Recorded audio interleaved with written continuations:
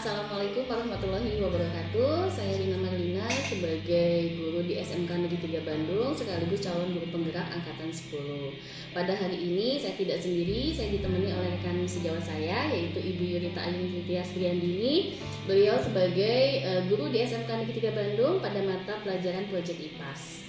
Baik Ibu Yurita, Assalamualaikum. Waalaikumsalam Bu Rina. Gimana kabarnya hari ini? Alhamdulillah luar biasa baik. Alhamdulillah luar biasa baik dan senantiasa berbahagia ya Bu Yurita ya. Sehat selalu. Baik, pada kesempatan kali ini kita akan melakukan percakapan terobservasi. Sebelum nanti saya insya Allah akan melaksanakan proses supervisi di kelas ya Bu Yurita ya.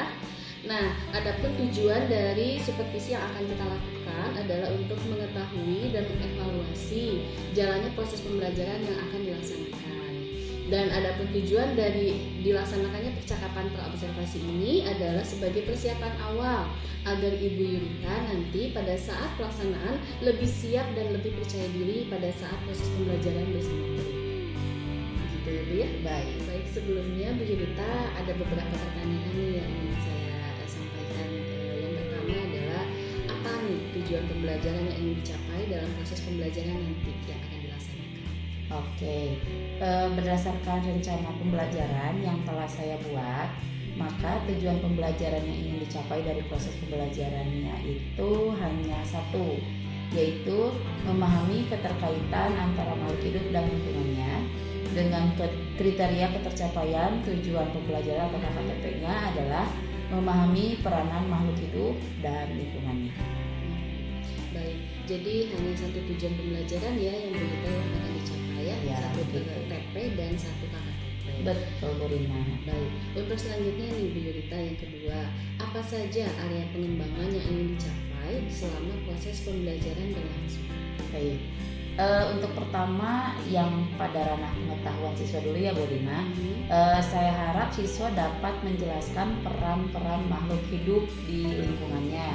Itu ada yang sebagai produsen, ada yang sebagai konsumen, terus ada yang sebagai detritivor, ada juga yang sebagai pengurai. Lalu pada ranah keterampilan siswanya, siswa diharapkan dapat membuat rancangan rantai makanan dan jaring-jaring makanan sesuai dengan perannya yang ada di lingkungan sekolah kita. Terus yang ketiga, pada ranah sikap siswa kita diharapkan bisa memunculkan kesadaran diri dan manajemen diri selama proses pembelajaran melalui sikap-sikap yang dimunculkan. Bagus sekali ya Bu Yurita ya. Jadi kalau saya catat di sini area pengembangannya ada 3 ya. Ada kognitif, kemudian pengetahuan maksudnya, kemudian ada keterampilan dan di ranah sikap ya. Dan tadi juga cukup menarik Bu Yurita menyampaikan di sini di ranah sikapnya itu sudah muncul kesadaran diri dan manajemen diri. Luar biasa sekali. Baik. Nah, tadi sudah disampaikan mengenai area pengembangan. Nah, sekarang saya ingin tahu nih strategi pembelajaran apa yang akan digunakan oleh Bu Yurita. Oke, Bu Nina.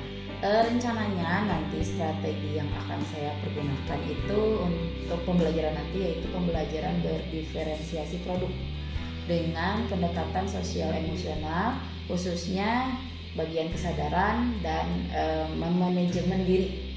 Jadi nanti untuk pembelajaran yang akan dilakukan disesuaikan dengan minat dan gaya belajar yang sudah saya lakukan pada asesmen pra pembelajaran. Kemudian saya minta kepada siswa untuk mengerjakan tugas secara mandiri dengan menghasilkan produk penugasan yang dibebaskan untuk memilih. Jadi nanti siswa dibebaskan untuk mau menggunakan media apa nih nanti. Misalnya media presentasi by Canva, atau misalnya dia mau gambar karya komik, atau misalnya menjadi sebuah animasi video, ataupun misalnya dia nanti mau bikin poster, mau itu secara digital ataupun secara manual.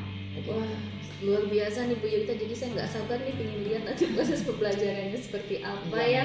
Karena di sini sudah terlihat sekali pembelajaran diferensiasinya berkenaan dengan produk ini cukup menarik nanti sepertinya pas pembelajaran ya. Siap Bu Yurita, terima kasih. Berikutnya model pembelajaran nih. Nah, berkenaan dengan model pembelajaran yang digunakan apa nih Bu Yurita untuk model pembelajaran? Model pembelajarannya karena kita menggunakan aset dari lingkungan sekolah sekitar, model pembelajarannya contextual learning. Jadi sesuai dengan yang Putri ini ya Bu Yulita ya. Betul. Jadi model pembelajaran yang digunakan adalah contextual Learning. Nah, bagus sekali tadi model pembelajarannya Bu Yulita berkenaan dengan contextual learning. Nah, berikutnya adalah media pembelajaran apa yang digunakan untuk nanti pada saat proses pembelajaran. Rencananya nanti saya akan menggunakan ada video animasi yang terkait dengan materi. Tadi ada rantai dan jaring-jaring makanan. Juga berarti kita pakai medianya itu lingkungan sekitar sekolah. Seperti itu. Siap-siap. Jadi nanti berdasarkan media pembelajaran yang digunakan yaitu berupa animasi video dan lingkungan belajar sekolah. Betul. Ya. Siap-siap. Nah, untuk selanjutnya nih Bu Yulita, untuk waktu pelaksanaannya nih, waktu pelaksanaannya kira-kira kapan nih proses pembelajaran yang akan dilaksanakan nanti pada saat kegiatan supervisi yang nanti saya bisa masuk ke kelasnya Ibu? Sepertinya di pekan depan di hari Rabu itu saya ada jam pelajaran, 3 jam pelajaran kebetulan di kelas 10 akal 1 mulai dari jam pelajaran ke-4 sampai ke-6. Siap-siap.